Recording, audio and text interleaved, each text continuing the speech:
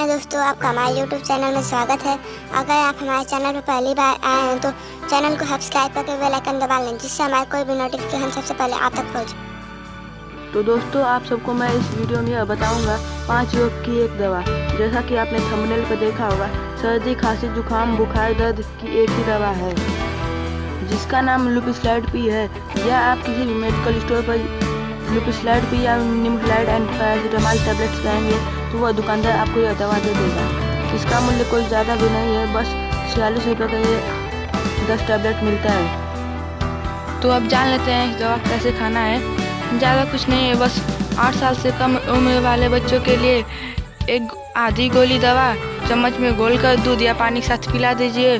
और जो 8 साल से जिनकी उम्र अधिक है, बच्चे, व्यक्ति, बुजुर्ग, औरत, सबके लिए एक गोली दवा दूध या पानी के साथ पिला दीजिए।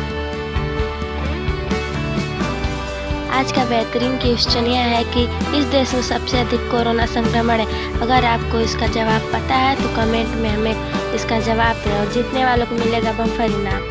वीडियो पसंद आई हो तो लाइक करें, अपने दोस्तों के साथ व्हाट्सएप, फेसबुक, ट्विटर पर शेयर करें और आपने अभी तक हमारे चैनल को सब्सक्राइब नहीं किया है तो सब्सक्राइब करके बेल आइकन दबा लें, जिससे हमारे कोई भी नोटिफिकेशन सबसे पहले आप तक पहुँचे।